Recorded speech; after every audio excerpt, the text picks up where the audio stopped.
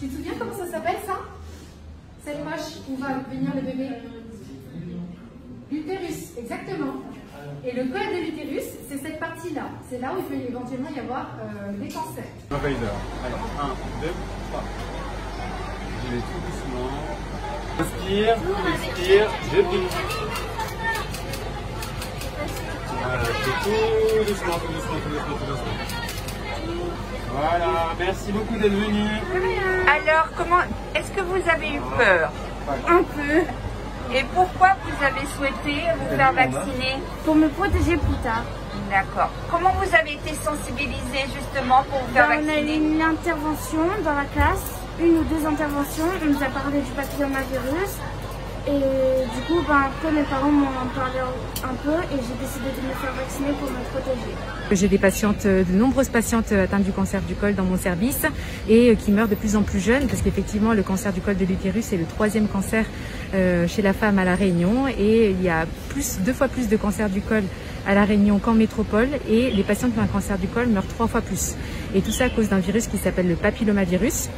Et en fait, ce virus, c'est un virus qui est sexuellement transmissible et qui est responsable de cancer, on vient de le dire, du cancer du col chez la femme, mais aussi de la vulve, du vagin, de l'anus, de la gorge, et chez l'homme du pénis, de la gorge, de l'anus.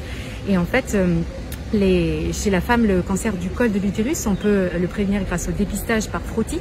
Mais par contre, pour tous les autres cancers, le seul moyen de prévention, c'est la vaccination contre le papillomavirus. Et en fait, à La Réunion, on est malheureusement des mauvais élèves. On a seulement 8% de vaccination contre le papillomavirus et c'est le taux le plus bas de France. Alors que dans des pays comme l'Australie, où ils ont plus de 80% de couverture vaccinale, ils disent que le cancer du col devrait disparaître dans les 10 prochaines années.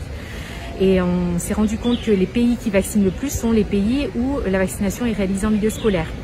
Donc de ce constat, on a décidé de mener cette étude qui s'appelle PromScol et on a décidé de partir en milieu scolaire pour essayer de promouvoir la santé sexuelle chez les enfants, leur expliquer en passant dans les classes et puis leur donner des cours sur la sexualité. On a informé leurs parents grâce à des brochures d'information qu'on a envoyées chez eux et on leur propose de se faire vacciner gratuitement dans ce bus santé. Donc ce projet PromScol est financé par l'ARS et il a été possible grâce au soutien méthodologique aussi du CHU et de la DRCI et grâce aussi aux outils de communication de la CRCDC.